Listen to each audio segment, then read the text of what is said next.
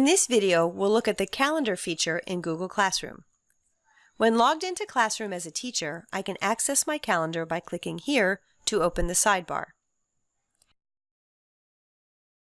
The calendar shows when each assignment I've created is due.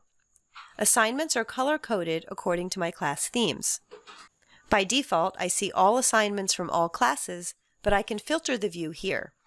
Clicking the assignment title brings me to the assignment itself, showing how many students have turned in the work. The Google Classroom calendar shows only the items related to Classroom, in other words, assignments. But this calendar is also linked to my regular Google Calendar.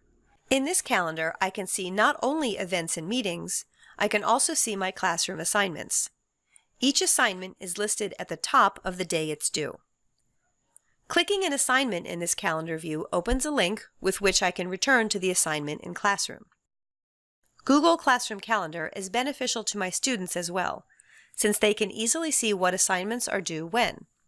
On the student side, they can use the Classroom app or the Calendar app to see their assignment list.